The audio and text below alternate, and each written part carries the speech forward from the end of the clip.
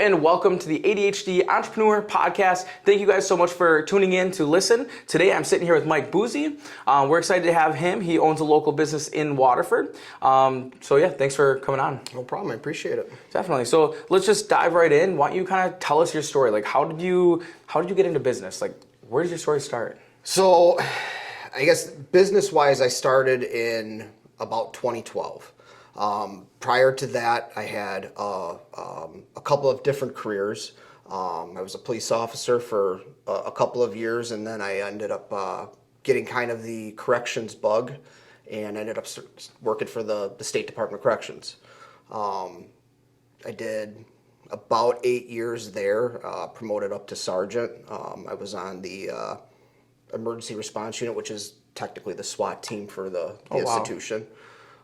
From there, I ended up going to, I don't want to name departments, but people can probably figure out it's one of the biggest sheriff's departments in Wisconsin. I ran the high-risk inmate transport for all 72 counties and then all the state and federal facilities in the state. Ended up, we had our oldest daughter, and I kind of seen that life wasn't very family conducive. Yeah. You know, it's very stressful. And I was starting to get to the point where I was getting burnt out. Was it a lot of hours or just? It's just, working the road is completely different than being inside of a jail or a prison. You know, it's constant negative energy, and you're locked inside with the worst of the worst people. That's tough. And it's just, you just get burnt out really easy. Yeah. So then I decided, I think it's time to try something different. And my wife's father owned a fence company in Franklin. So I talked to him, and I worked there for a couple of years installing fence. I wanted something that was completely different. That's a lot different. Yeah, completely different. I didn't want to deal with the drama, the stress, the physical abuse that I put my body through all those years. I had multiple surgeries from incidents that occurred inside there. Oh, geez. I would never guess that. Yeah. Lots of knee surgeries. I had fractured jaws. Holy cow. Just all kinds of crazy things over the years. Definitely a very tolling job. Yeah. Ended up having spine surgery from that job. Wow. I've got C4 to C7 are all fused together from doing cell entries.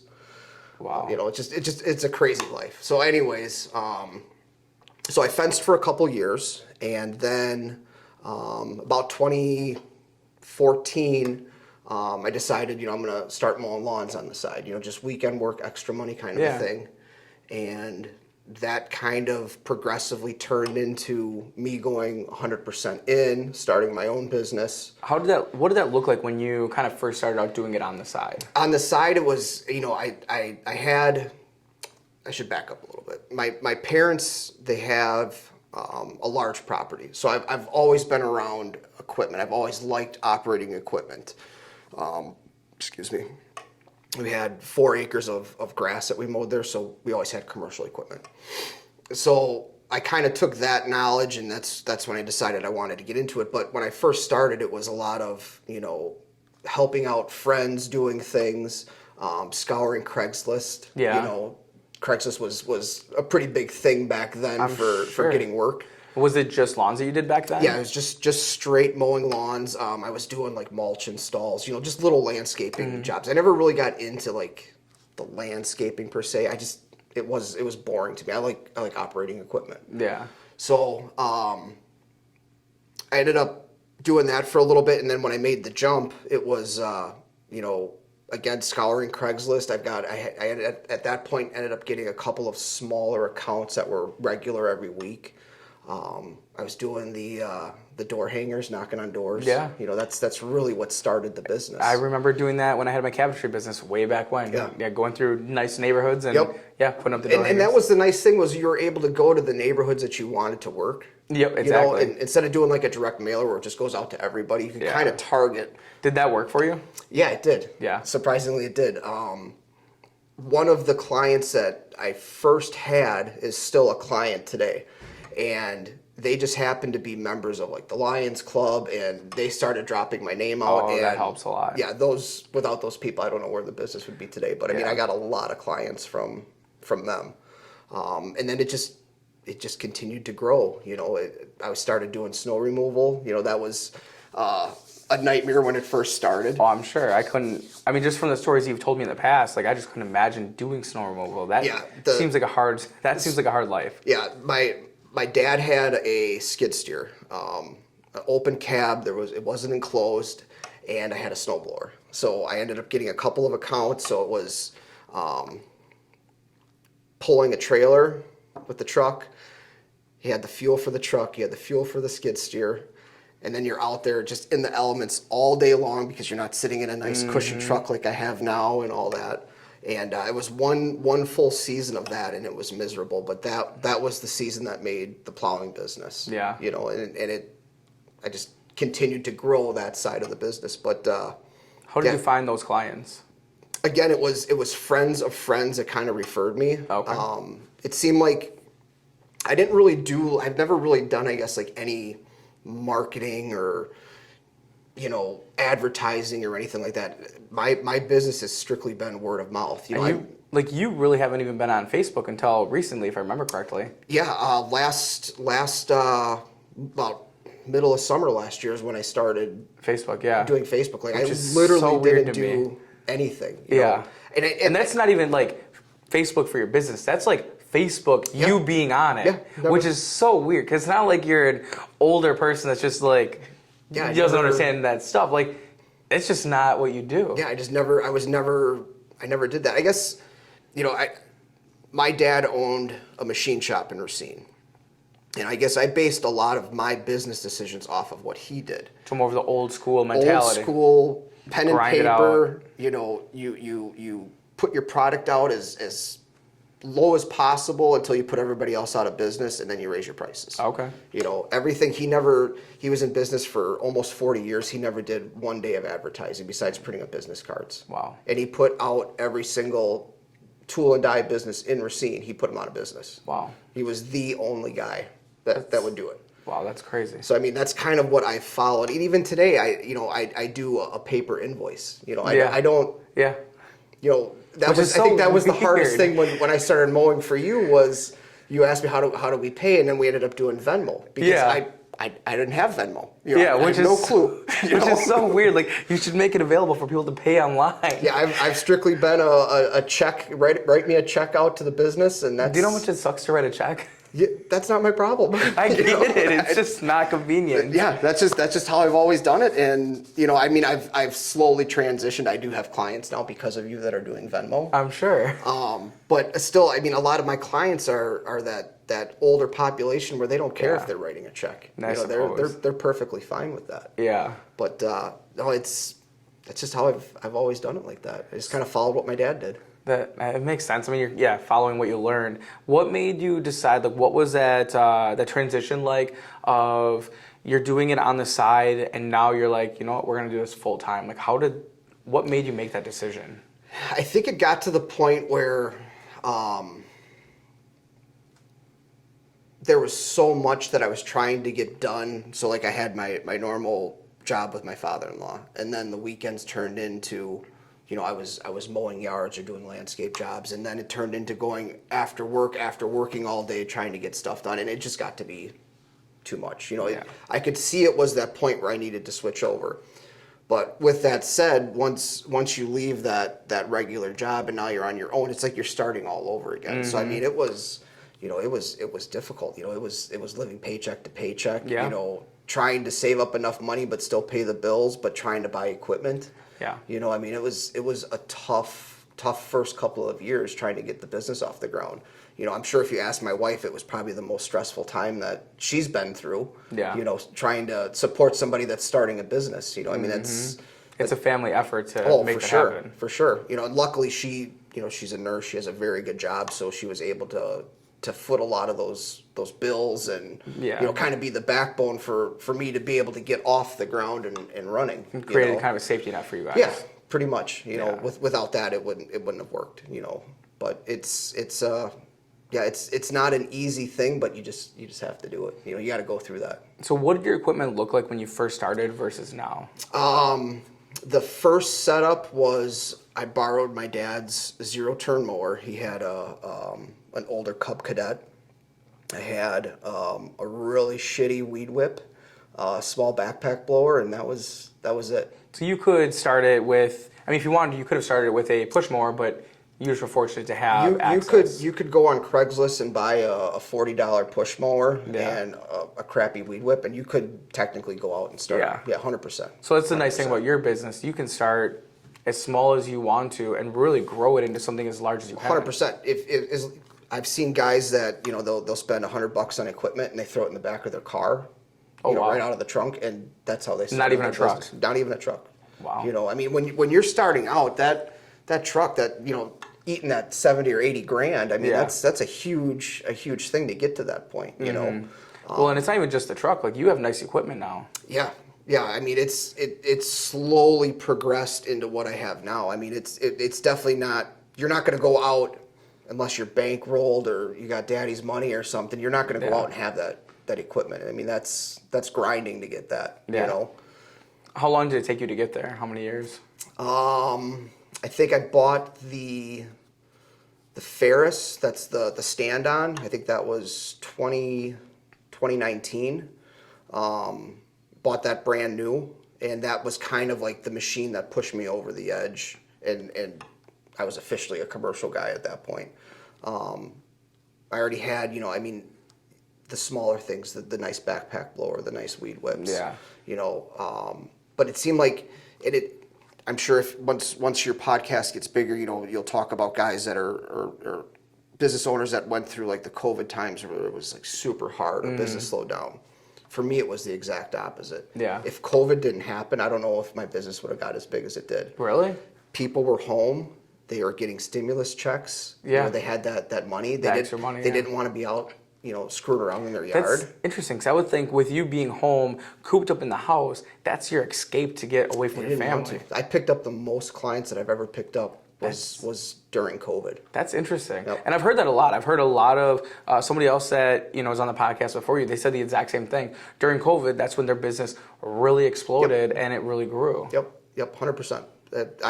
I don't know what it would look like today if COVID didn't happen. That's, You wow. know? But that was the starting point. You know, from there it turned into, you know, I had an open trailer, a small open trailer, ran that for a year and a half, 2 years. You know, I got the enclosed trailer. You know, I got the nice zero-turn mower last year. You know, every year it's progressing to something different. Same with the snow plowing side. You know, I started with a shitty truck and a straight belly plow. Yeah. You know, that's what started the, you know, after the skid steer, that was what I moved up to, you know, grinded until I had that. Even like the little things, it seems like you're a very patient person. Like, even like you got the trailer, but you didn't put your decals on there and everything right away, if I remember correctly. Yeah, the decals just went on this. Yes, I this thought, winter. yeah. Yep. So, I mean, it seems like, how do you do that? How are you as patient as you are? I try to be as strategic with how I'm going to present the business, I guess, moving forward. I'm not the type of guy that's going to go 100% all in. I'm going to have everything, and then we're going to start. Okay. It's going to be that slow build up to that. I would say this year was probably like the most, or the biggest jump that I made was, you know, getting everything logoed out. It seemed like last summer during the mow season was, you know, I was really working on developing the logo and getting the brand out there. And what is your logo? What does that stand for? So Jack did my logo for me. Yeah, and from I kinda Greenlight Designs. Yep, I kind of gave him an idea of what I was looking for, and you know, with where the business is now, I wanted everybody calls it like a flag basically, but what it's representing is the stripes, because my like business thing is putting stripes in lawns. That's kind of what I'm known for. So I wanted the stripes. I wanted the 5 stars for 5-star service. I wanted the NBC. I wanted the grass in there, so it kind of stood out as, you know. And Jack took what my ideas were, and that's what he built it into. That's interesting. I figured there was some tie to law enforcement, military, something like that. That makes so much more sense. Yep. It's actually a very logical logo. And that's what was cool about the process was I kind of just told Jack, this is what I want. I think I sent him a couple of like samples, pictures that I found of logos online. Yeah. And this is what he came back with, and it was instant. I was like, yep, that's it. You know, it was very quick, and we started running with it then. Wow. So what has been your biggest challenge in business so far?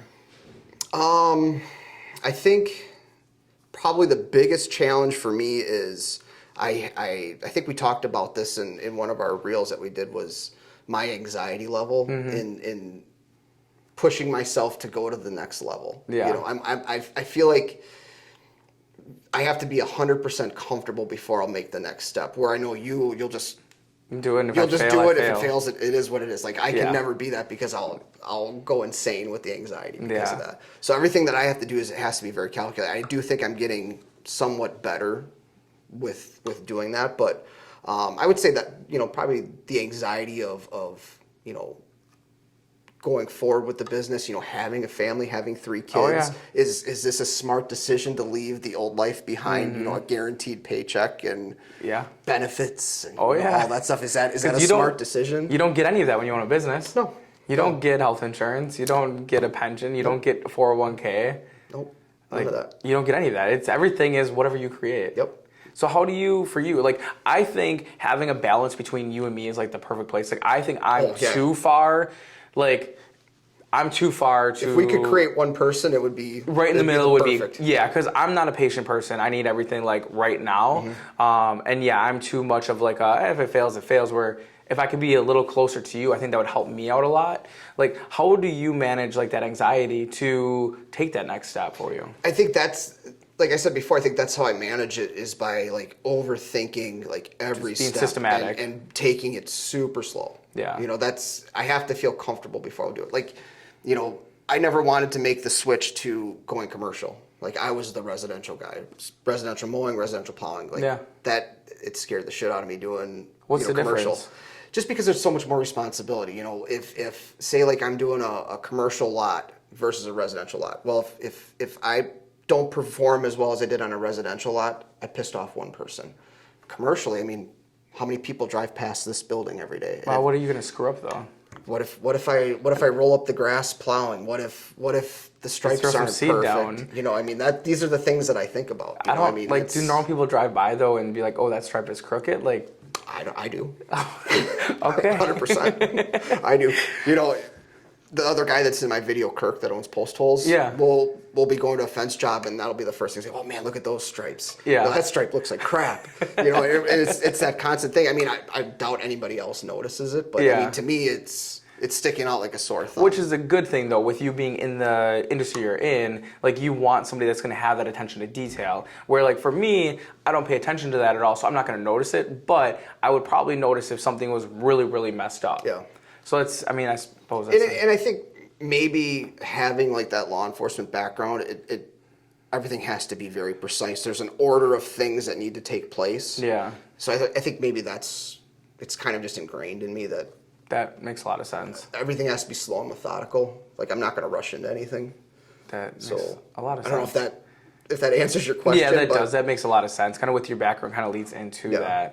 that. Do you Like I could never like how like you know you'll say I want to make this phone and you'll just go out and start making it. Like Yeah. I could never do. I would have to research it for years and come up with a business plan and Yeah. make sure that you know all the T's are crossed. I would get bored with it before I even got to it if I did that. Yeah, I'm the exact opposite. From Yeah, that. because like if I do all that research and everything, like it'd be fun probably looking into it. But like for me, I'm not gonna learn that way. I learn by basically figuring out how to build that phone. I learn by actually doing it rather than kind of doing the research behind it. And I would rather do it and then screw it up because then I'm gonna remember for next time. Yeah, it's just a different way of thinking. It's interesting. It's always interesting just seeing how people think differently from how I do. But your end goal is still you want a perfect product. I mean, Oh, we yes, both definitely. get at the same spot. Try the to, end, yes. But it's how we get there is completely Yeah, different. exactly. It might take you longer to get there than me, but I'm gonna screw up and Yeah. fail a lot more times than you will.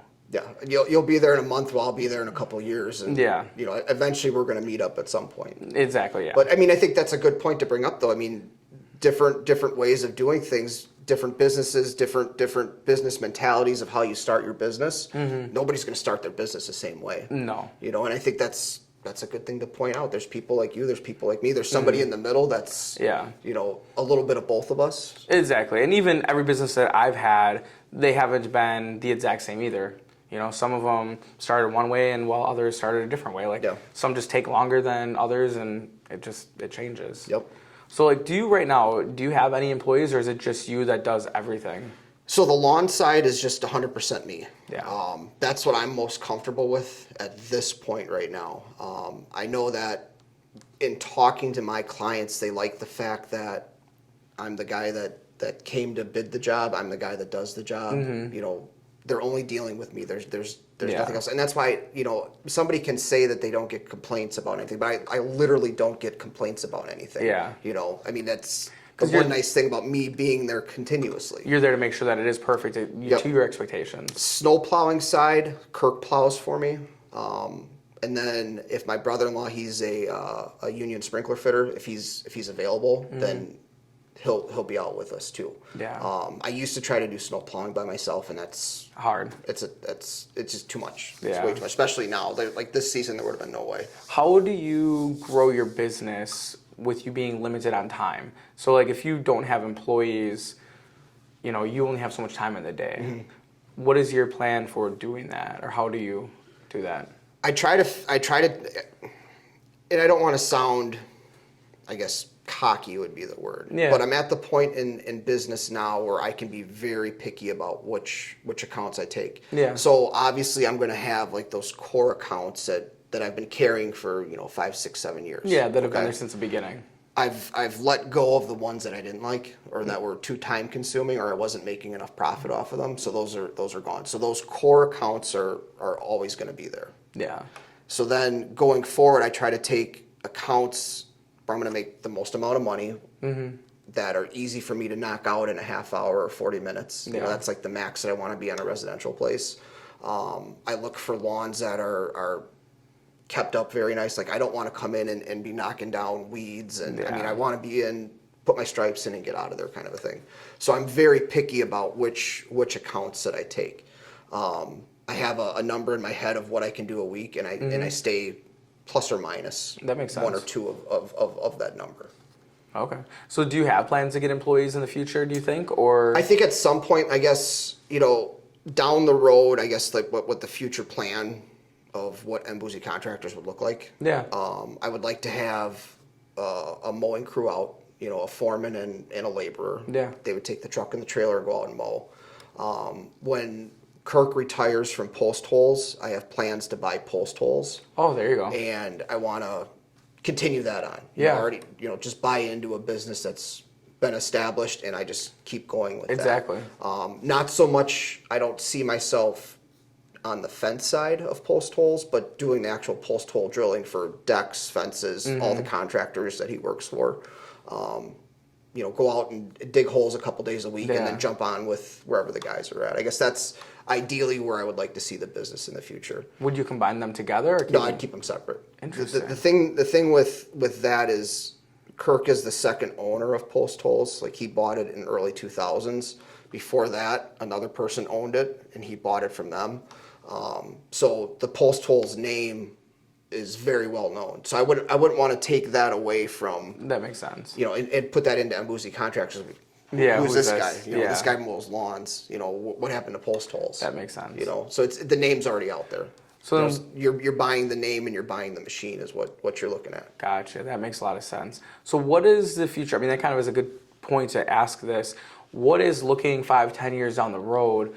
What does everything look like for you? Whether it's Buse Contractors, Post Holes, any other business ventures, what are some of your goals looking down the road? Is it having, that couple people work for you? Are you looking really big? Like, what are your plans? I don't ever see myself being one of the big, huge companies. I would like to have Post Holes that is like my personal primary thing, and then Buse Contractors as, a crew out mowing. Yeah. I think that's as big as I want to get it.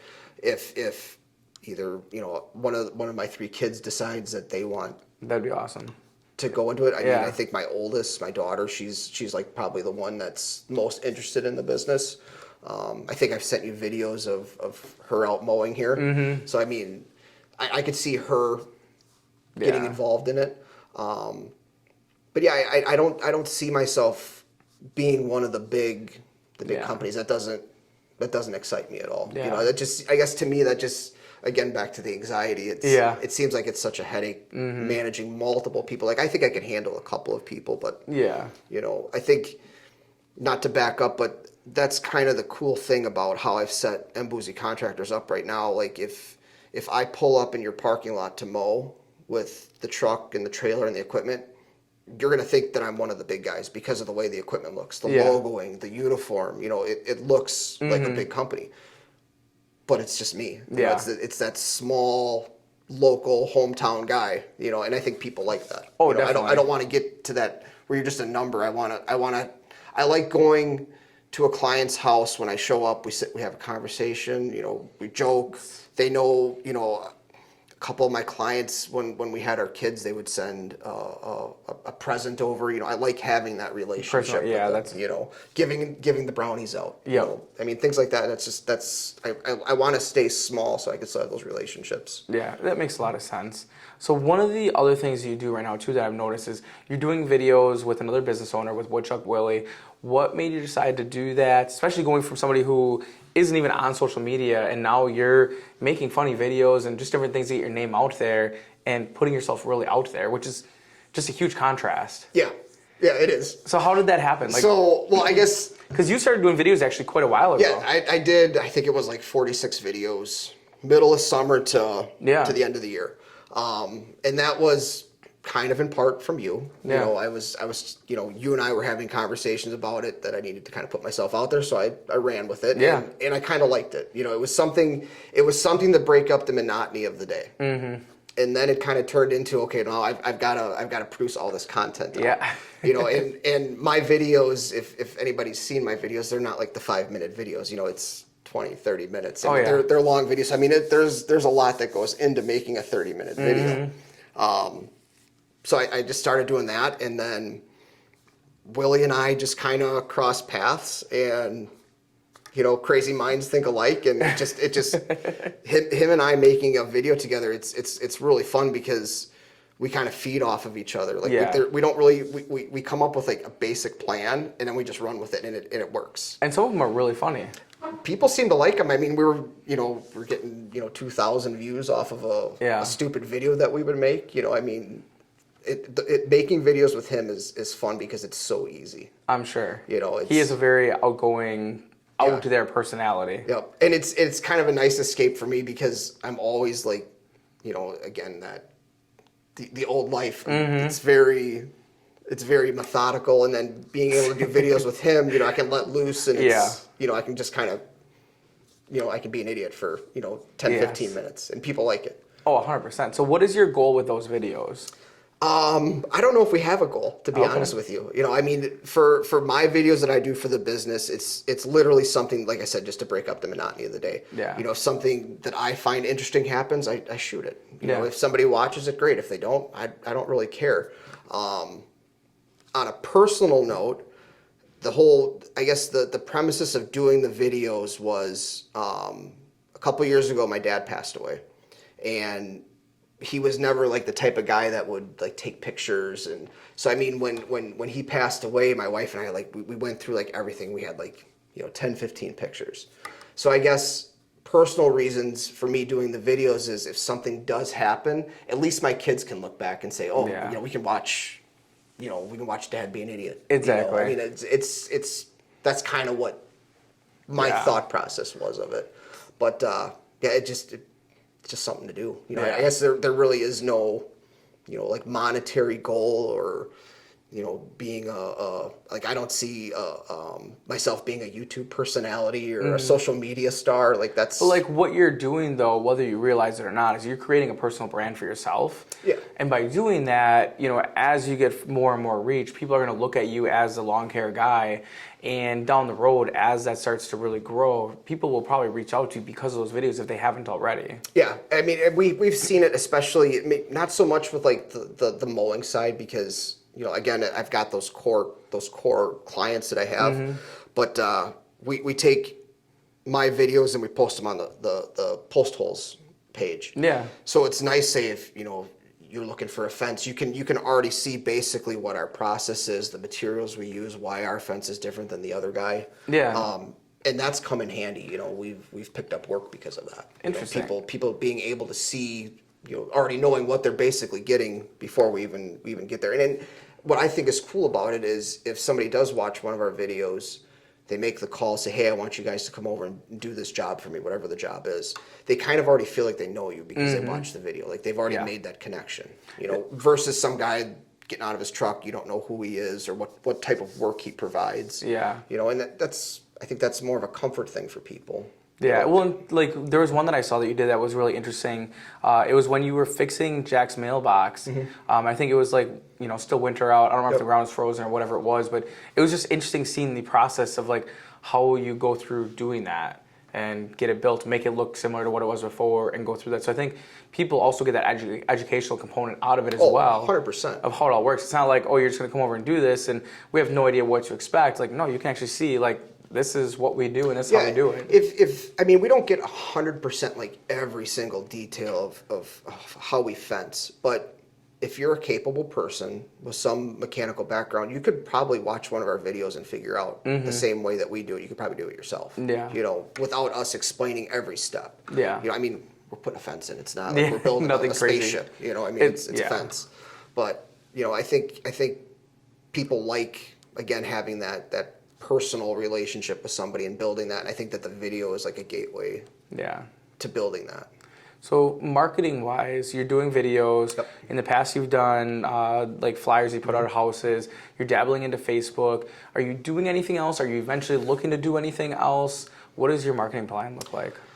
I think this year, again, is going to be pushing the brand out there. Yeah.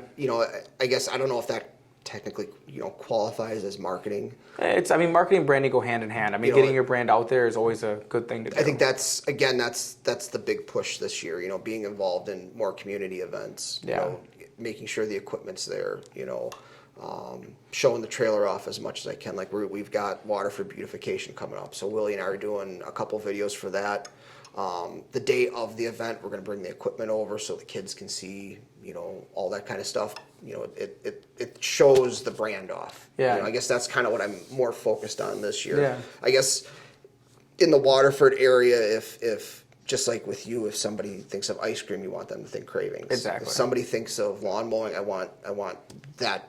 Yeah. I want that to be the first thought. Yeah, and you were, I think, in the parade recently, right? We did the St. Patty's Day That's what I parade. thought, Yep. yeah. So we took first place in that, by the way. Oh, I forgot about that. You did. Yep. Yeah, so you're doing different things like that to put yourself out there. So that's... Yep. Yeah, we took first place, and then we gave the money back to the Lions Club so they could put it into whatever event they wanted or whatever they see fit. Whatever we can do to put money back in the community is kind of what our thought process was. But the parade was fun. Yeah, it looked fun. I wasn't able to watch the actual parade, but the video, what did you and Willie do? It looked like he was back there singing something. So the original plan. Oh, it changed. It changed. Oh. So you know how Eric always does his red piano? Yes. So our original plan was we were going to be behind Eric, me pulling Willie dressed as a leprechaun, and Willie had a small little red piano that he lip synced music over. So we were going to be the other Eric. Was the original plan, but Eric got sick and it didn't work out, so we ran with it anyways. But if the stars would have aligned, it would have been awesome seeing Eric's red piano, our little tiny red piano. That'd been funny. So, yeah, that was one that we worked on for a little bit. We had to think of something. Yeah, that was. From the videos I saw, it looked like it was very entertaining. Yeah, it was fun. People seemed to like it. It was cool, like getting after the parade was done, like clients and other people were sending me pictures of us in the parade. So I mean, Yeah. that's cool. You know, I like that. It you definitely know. is. I'm looking forward to doing the 4th of July parade. You know, being able to bring like the trailer and the truck, and you know, being the St. Patty's Day was so small. Yeah. You know, so I mean, I'm looking forward to that. Being able to have the kids out, you know, throwing candy to everybody. You know, Yeah. I mean, Are you that's gonna really cool. do anything crazy at that one? I don't know. Have to wait and see. Okay. We've got a couple of things. I don't know if Willie and I are going to team up. We haven't made that decision yet, but I've got a couple ideas that I want to do. It'll be interesting to see. So, What advice would you give to somebody that's interested in getting into business? like starting Yeah, starting a business. start a business. Just start it. Start a business and go. Okay. You can't. And I know it's kind of contradictory to what I said about planning things out, but if you still have a real job, you're working your 40 hours a week, work that and start doing something after work or on the weekends or when you have time. If you have a savings and can afford to make the jump and do it. Well, like you were telling me earlier, last year you were pretty much working 7 days a week. Yep. And so like sometimes when you're starting a business, and for you it wasn't even starting a business, that's just you being that busy. But sometimes when you are first starting out a business, that's just what you have to do is, work 7 days a week for as long as you can to build up that client Yeah, list. I think I finally stopped working 7 days a week beginning of July-ish, maybe after the 4th. It kind of slowed down. Yeah. But yeah, it was, I was fencing during the week. Like we had a schedule worked out where it was Monday, Tuesday, I was supposed to be mowing. Kirk was digging holes with post holes. And then Wednesday, Thursday, Friday, we'd fence. And then I would try to get in a lawn after work. And then Saturday, Sunday, I was finishing up the rest of the mowing. How do you balance that with a family? It's crazy. It sucks. Yeah. It absolutely sucks. And I think this year, I'm probably not going to be fencing as much, putting my business, in a position where I can focus on that a little bit more. Yeah. Hopefully, I can get 1 or 2 days of fencing and just to break up the monotony, but I don't really need to go out and fence. I've got enough work. I like working with Kirk. Yeah. It's fun. We have a good time. When you find that one person that you can work with, Yeah. it's pretty rare. Oh, definitely, yeah. It doesn't feel like work. Yeah. Oh, it makes it so much easier. 100% it does. Yeah. You can have fun while you're at work and that's the other thing, just talking about that, owning a business, don't start something that you're not like 100% feeling. Yeah. It shouldn't feel like you're going to work every day. Yes, in the wintertime, I have those days when it's just pouring down snow and it's miserable and it's cold. It's like, man, I don't want to be here plowing snow. well, it's not even that you're working 7 days a week then. It's like you're working 2 days in a row. Yeah. What was the longest you've worked straight? Oh, Like doing maybe even 40 plus. yeah. You go in, you plow snow, the sun goes down, you're still plowing, it comes back up, it goes back down again. I mean, it's that messes with you. Oh, 100%. I could never do that. Yeah, it's a long. You get a big event. Yeah. Yeah, it could be a couple of days pretty easily. Monetarily, it's probably worth it in the end, but like Oh, yeah. mentally, I feel like that would be such a challenge. Yeah, you get to the point where after those big storms where you're plowing that long, the next day you're physically sick. Yeah. Because you've been up for so long. What keeps your motor moving? Like, is it just drinking a lot of energy drinks? A lot of Monster and a lot of Copenhagen.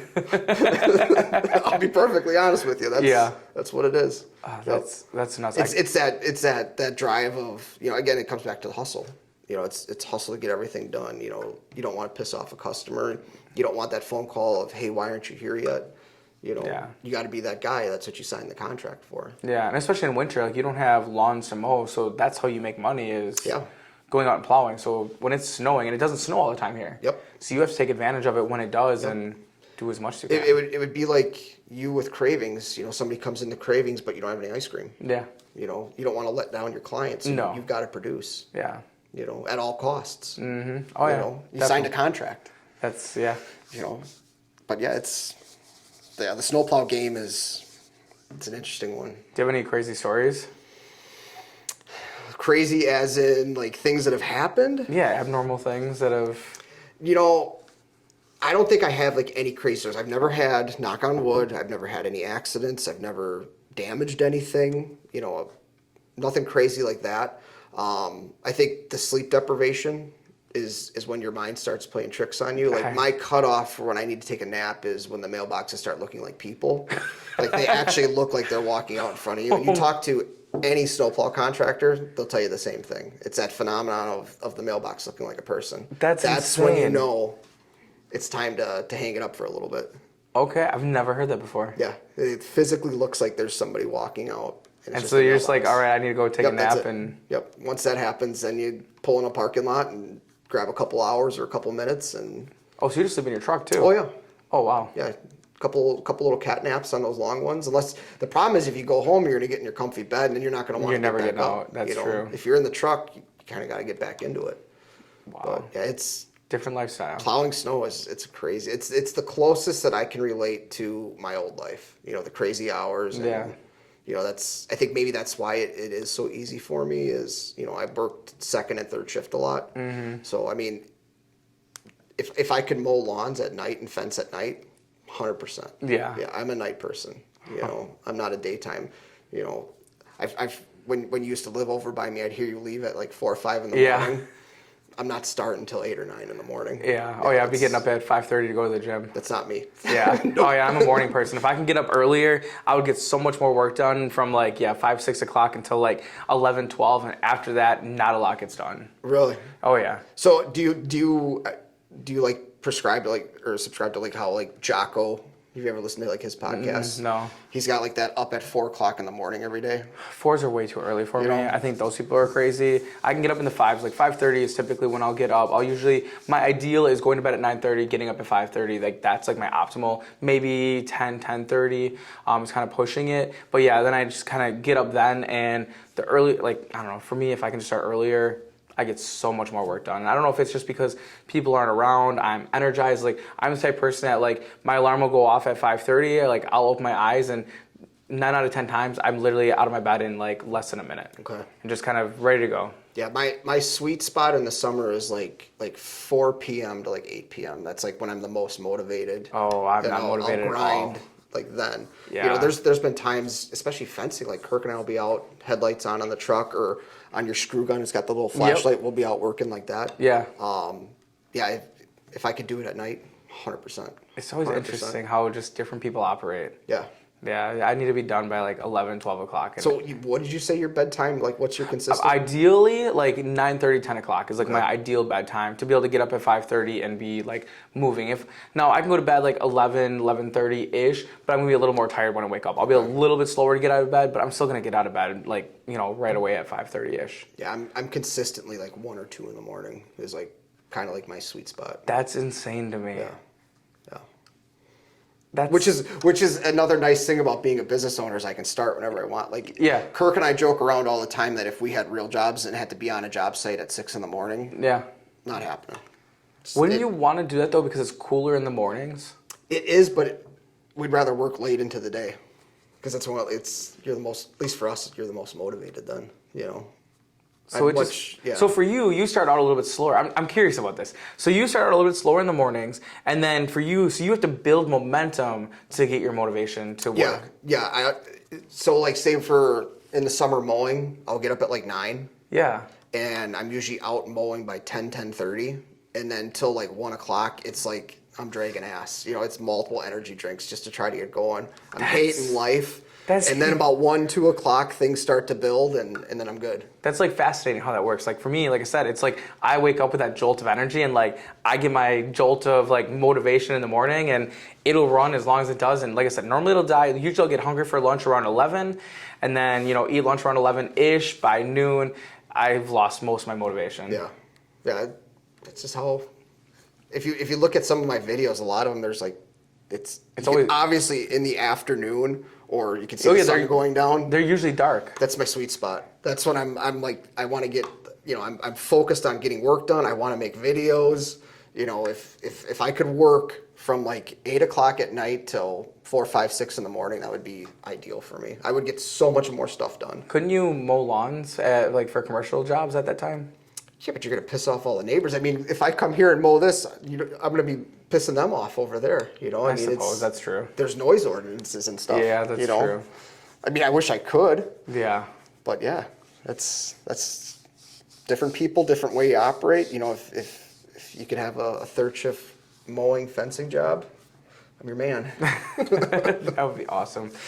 Is there anything else you want to add to this? Anything you can think about? No, I think we covered just about everything. I think the big takeaway is like we were talking before. If you're in another career path and you're not satisfied with it, don't go to work for something you hate every day. Yeah, take the risk, take the leap. If you want to be an entrepreneur, be an entrepreneur. If you want to start a business, just start it. Yeah. We made a reel before. What's the best time to start a business? Yeah, You said now. Yeah, exactly. That's kind of my mentality too. Exactly. Just jump and do it. Yeah. So, well, thank you so much for taking time out of your day. I appreciate it, man. Definitely. Thank you guys for listening. Thanks for watching. Make sure you guys follow, share, all that fun stuff, and I'll see you next week. Thank you.